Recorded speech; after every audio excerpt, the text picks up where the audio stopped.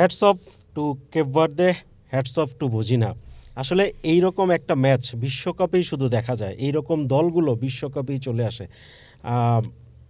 আগামী সময়ের এই আরেকটা বিশ্বকাপ টকিং পয়েন্ট এপিসোডে আপনাদেরকে স্বাগত জানাচ্ছি। Match day 1, the road to 20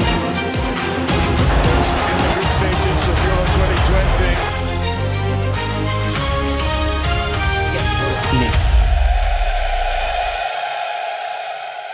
Cape ভার্দেকে অভিনন্দন জানিয়ে, যদিও তারা আর্জেন্টিনার কাছে 3-2 গোলে হেরে বিদায় নিয়েছে, কিন্তু তাদের যে লড়াই, তাদের যে স্পৃহা ছিল পুরো ম্যাচ জুড়ে, সেইটা কিন্তু দুর্দান্ত।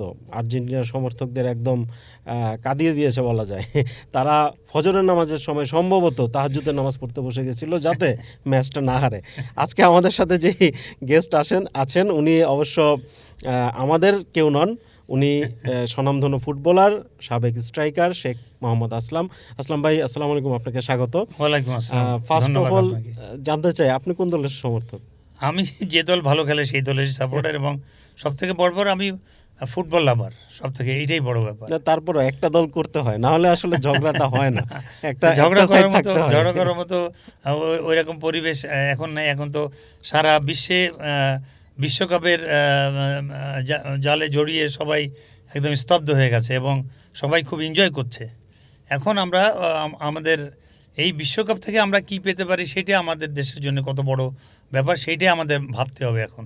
কারণ আমাদের নেক্সট জেনারেশন এবং আমাদের ইয়ুথ জেনারেশন যাতে একটা ফুটবল জাতিতে আবার আকৃষ্ট হতে পারে, সেটাই আমাদের বড় পাওয়া হবে যদি হয়। আসলাম ভাই, আজকের ম্যাচটা, আর্জেন্টিনার ম্যাচ, সেটা কেমন দেখলেন? তাদের খেলাটা কেমন মনে হলো? এটা কি আসলে বিশ্বকাপ জয়ের মতো খেলতে পেরেছে আজকে আর্জেন্টিনা? আর প্রতিপক্ষ ওরা আসলে খুব শক্ত দল হিসেবে তারা এসছে এবং তারা জানান দিয়েছে তারাও ফুটবল খেলতে জানে। এবং এই বর্তমান বিশ্বে আমার মনে হয় এটা একটা কঠিন ম্যাচ হয়েছে আমার কাছে মনে হয়। কারণ আর্জেন্টিনা টিমটা এত গোছালো টিম এবং তারা এই টিমটাকে কিন্তু অনেক বছর ধরে নার্সিং করছে। এটা একটা বিরাট পাওয়া তাদের, যার জন্য ওদের নিজেদের ভিতর যে বন্ডেজটা, এটা মানে অতুলনীয়, অন্য কোনো টিমের সঙ্গে তুলনা করা যাবে না। আপনি দেখেছেন হারা ম্যাচটাকে তারা বের করে নিয়ে আসছে, হুইচ ওয়াজ রিমার্কেবল। এবং মেসির মতো একটা জাদুকরী প্লেয়ার ওদের আছে বিধায় এটা সম্ভব। কারণ মেসির টেন্সে ফ্যান্টাস্টিক শট, এবং ওর টেনশনে কিন্তু অপোনেন্ট খুব মানে ফার্স্টের গোল যখন আসতেছিল না, তার যে রানটা, এক্স্যাক্টলি লিসান্দ্রো মার্টিনেজকে আঙ্গুল দেখে যে এই রকম, আসলে এই টাইপের প্লেয়ারদের কাছ থেকে এই বয়সে how he is maintaining himself, এইটা হলো সবথেকে বড় ব্যাপার। ওই কীভাবে তাকে এইভাবে তৈরি করেছে, it is unbelievable.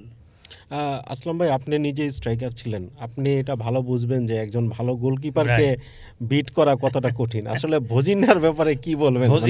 Out of the world, unparalleled এবং এত তার মানে ইয়ের ক্ষমতা, তার দূরদর্শিতা, যে কোথায় থাকলে বলটা কোথায় আসবে, এইটা সব থেকে বড় ব্যাপার একটা গোলকিপারের। এবং প্রতিটি বল যেখান থেকে শট মারুক তার হাতেই যাচ্ছে, তার মানে কত এক্সপেরিয়েন্স সে, এবং এত ফিটনেস তার। মানে ওই 3 কাঠির নিচে দাঁড়িয়ে সে যেভাবে তার দলকে সামাল দিয়েছে, it is unparalleled. I salute him. আরেকটু বিষয় বলি যে এইরকম টিমগুলা 98-এ ক্রোয়েশিয়া, 2004-এ গ্রিস, ইউরোতে এইরকম টিমগুলা যখন আসে, এরা যেই লেভেলের ভালোবাসাটা পায়, আসলে এইখানে যদি আর্জেন্টিনা না থাকতো, অন্য যে কোনো দল থাকতো, তারা নিশ্চিত হয়তো পরের রাউন্ডে যেত। কারণ 2টা গোল আর্জেন্টিনার মতো মানে ওয়ার্ল্ড চ্যাম্পিয়নের সাথে 2 গোল খাওয়ার পরে তারা কামব্যাক করছে এবং গোল দিয়ে, সেই গোলগুলা লাস্ট গোলটা, সেকেন্ড গোলটা ওদের দেখেছেন, এইরকম অসম্ভব গোলটা নিয়ে একটু বলেন যদি।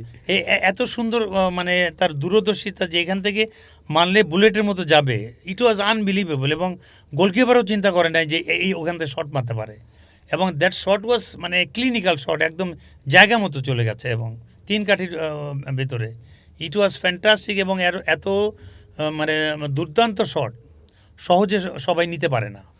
আর বলছিলাম যে ওই যে 98 ক্রোয়েশিয়ার কথা, 2004 গ্রিসের কথা, এই যে এই মানে সবার তাক লাগিয়ে দেওয়া একটা টিম যখন এরকম খেলে, এই টিমগুলোকে মানুষ কতটা ভালোবাসতে পারে কিরকম? না, ডেফিনেটলি ভালোবাসার জায়গা তারা সবসময় মানে সব থেকে উপরেই থাকবে। এবং এই যে তাদের যে স্ট্যান্ডার্ড, একটা দেশকে তারা কোথায় তুলে নিয়ে আসছে, একটা স্বল্প সংখ্যক মানুষের একটা দেশ, বিশ্বকাপের আগে হয়তো চিনতো না অনেকে, কিন্তু কেপ ভার্দেকে সবাইকে চেনে, সবাই চেনে এখন।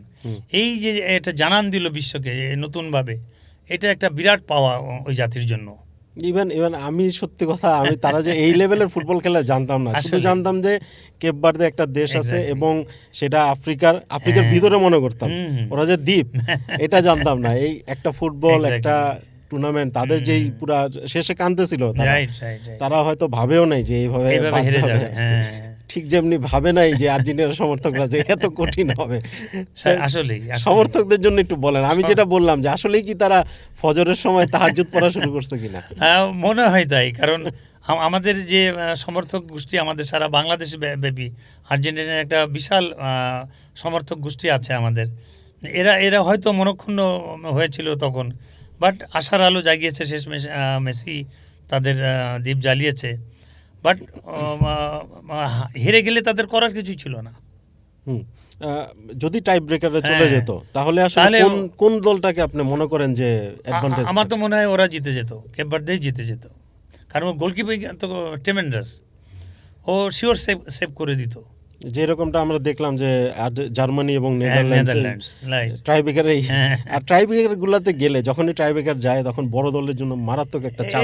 এটা একটা মানে সার্টেন ডেট, তো এটার করার কিছু থাকে না, এক দল তো একজনকে হারতেই হবে। আসলাম ভাই, এই আর্জেন্টিনার খেলার ব্যাপারে বলছিলাম, আর্জেন্টিনার খেলাটা ওভারঅল মানে তারা কামব্যাক করেছে, কিন্তু পুরো ম্যাচে তাদের খেলাটা, এই যে কেপ ভার্দের ডিফেন্সকে ভাঙতে না পারা, এই জায়গাগুলো আপনি কেমন ভাবে বিশ্লেষণ করেন? এটা তাদের জন্য একটা অশনি সংকেত আমি মনে করি, নিজেদের ডিফেন্সে একটু যোগ করবে। রাইট। আমি বলবো যে তাদের যে এই ডিফেন্সে যে ফকর দিয়ে ওরা যে বেরিয়ে যে গোলগুলো করলো, এটা তাদের জন্য একটা অ্যালার্মিং ম্যাটার। এত বড় একটা টিমের, এত দিনের একসঙ্গে একটা দল, সবাইকে চেনে এবং কে কোথায় যাবে না যাবে সেটাও জানে, তারপরে এইভাবে যে বিটেন হয়েছে, এটা একটা অশনির সংকেত আমি মনে করি তাদের জন্য। তাদের এই কাপ ধরাটা কিছুটা হলে বিপদে পড়বে তারা। সামনের ম্যাচে মিশরের সাথে আরো বড় প্রতিপক্ষ আসবে। সামনের ম্যাচে মিশরের সাথে খেলা। মিশর আসলে আরেকটা আফ্রিকান টিম, তবে কেপ ভার্দে থেকে অবশ্যই একটু গোছানো। তবে মরক্কোর মতো না আমরা বলবো, মরক্কো দারুণ খেলেছে। তো মিশরকে আসলে আর্জেন্টিনার সামনে কিভাবে দেখতেছেন, কেমন?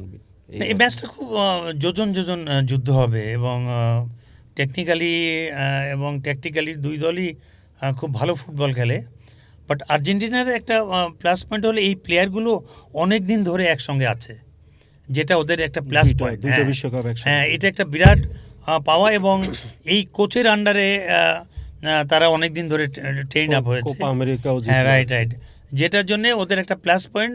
ওদের বন্ডেজটা অনেক ভালো এবং তাদের একজনের সাথে আরেকজনে বোঝাপড়া যেটা, সেটাও অনেক কঠিন আমার মনে হয়। আসলাম ভাই, আমরা জানতে পারছি যে আপনি মনে মনে ব্রাজিলকে ভালোবাসেন। এখন ব্রাজিলের খেলা ছন্দময়ী খেলা ভালো লাগতো, ভালো, সেটাই বললাম যে ছন্দটা আসলে নাই আপনাদের মতো। আপনি স্ট্রাইকার, আপনি সবচেয়ে ভালো জানবেন যে ব্রাজিলে কোনো স্ট্রাইকার এখন কোয়ালিটি প্লেয়ার নাই। তো ব্রাজিল সামনে নরওয়ের সাথে খেলা, নরওয়েতে এরলিং হালান্ড আছে, যে সেই লেভেলের স্ট্রাইকার, কতটা কঠিন হবে ব্রাজিলের জন্য এই রাউন্ডটা পার করা? যত সামনে যাবে ব্রাজিলের জন্য প্রতিটি ম্যাচ বেশ কঠিন হয়ে দাঁড়াবে, বিকজ তারা নিজেদেরকে গোছাতে পারে না, এবং তাদের যে মানে কোয়ালিটি প্লেয়ারগুলো, তারাও কিন্তু ওই কিছুটা হলে আপনার একটু সংকটে আছে, তারা খেলতে পারবে কি পারবে না, ইনজুরিতে ভুগছে কেউ যেমন আপনার রাফিনিও ইনজিওর হয়ে গেল। শুধু ভিনিসিয়াস জুনিয়রের উপর ব্যাংক করে আপনি তো পুরো টিম মানে বের হতে পারবেন না। তো এই জায়গাগুলো যদি সাবস্টিটিউট সমকক্ষ না হয়, তাহলে খুব মুশকিলে পড়বে। আমার মনে হয় সামনের ম্যাচগুলো তাদের জন্য খুব, এই বাধা অতিক্রম করা খুব দুর্বিষহ হয়ে দাঁড়াবে। তার মানে তো বোঝা যাইতেছে আসলাম ভাই যে যদি সেমিফাইনালে Right. আর্জেন্টিনা ব্রাজিল হয় হ্যাঁ তাহলে তো ব্রাজিল হেরে যাবে। হ্যাঁ হেরে যাওয়ার চান্স বেশি। এটা কিভাবে সম্ভব? মানে না, ব্রাজিল সম্ভব because- সমর্থকরা তো রাগ করতে না পারে। না বিকজ আর্জেন্টিনা ওই টিমটা last 4 years they are playing together, একসঙ্গেই খেলে আসছে এবং তারা সবাই সবাইকে ভালো মতো জানে এবং কেউ আনফিট না, সবাই মোটামুটি ভালো সার্ভিস দিয়ে এসছে এবং তাদের কোচও তাদের সাথে এত ফ্রেন্ডলি, ইট ইজ আনবিলিভেবল। কিছুদিন আগেও সে ফুটবলার ছিল। সো এই যে মেসির এবং তাদের যে মানে বন্ডেজটা, এটা মানে অকল্পনীয় এবং এই এটা ভেদ করা আসলে অপোনেন্টের জন্য ভেরি টাফ। সত্যি এটা ধন্যবাদ আসলাম ভাই আপনাকে, যেটা বললেন যে আসলে আর্জেন্টিনা দলের জন্য আজকের ম্যাচটা আসলাম ভাই যেমন বললেন খুবই অ্যালার্মি একটা বিষয় হয়ে গেছে যে এই বিশ্বকাপে তাদের একটা আর আর্জেন্টিনার আরেকটা বড় ব্যাপার হলো, আপনি দেখেন মেসিকে কিন্তু ইউরোপ এবং ল্যাটিন আমেরিকা অনেকে অফার দিয়েছে, সৌদি আরবও অফার দিয়েছে, কিন্তু সে অফারে সে যায় নাই। কেন যায় না? বিকজ সে মায়ামিতে গিয়েছে, এই মাঠগুলোর বাউন্সগুলো, এই মাঠের যে বাউন্সগুলো সেটা তার মুখস্থ একদম, যেহেতু সেখানে লিগ খেলেছে এবং ম্যাচটা খেলেছে মায়ামিতে। সো ওর জন্য একটা প্লাস পয়েন্ট, ওর সতীর্থ খেলোয়াড়রাও ওর সঙ্গে খেলেছে ওখানে। সো এই লিগটা খেলে আসার জন্য ওর জন্য একটা প্লাস পয়েন্ট, আর্জেন্টিনার জন্য একটা প্লাস পয়েন্ট। জি অবশ্যই আর্জেন্টিনা মনে হয় খুব ভালোভাবে, কারণ গ্রুপ নকআউট পর্বের 3টা ম্যাচ তারা মায়ামিতে খেলতে যাচ্ছে, মেসির জন্য খুবই ভালো একটা বিষয়।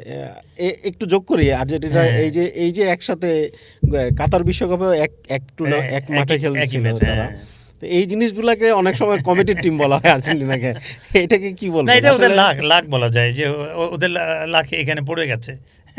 না লাগ তো কেউ না মেকানিজম করে না মেকানিজম হতে পারে, কেউ জানি না, বাট এটা যারা ফিকচার তৈরি করেছে তারাই বলতে পারবে।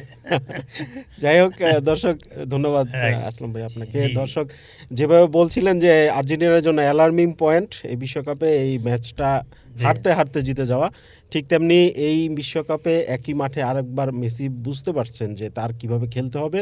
মায়ামিতে খেলার কারণে তার সহজাত খেলাটা বের হয়ে আসতেছে, সেটা আরও বাড়তে যাচ্ছে। ভুলগুলো কাটিয়ে উঠে আর্জেন্টিনার সামনের ম্যাচে আবারও কামব্যাক করবে। বাংলাদেশের সমর্থক তথা বিশ্বব্যাপী সকল সমর্থকদের জন্য আর্জেন্টিনা আবারও বিশ্বকাপ জয়ের দিকে এগিয়ে যাবে, সেটাই প্রত্যাশা রাখছি।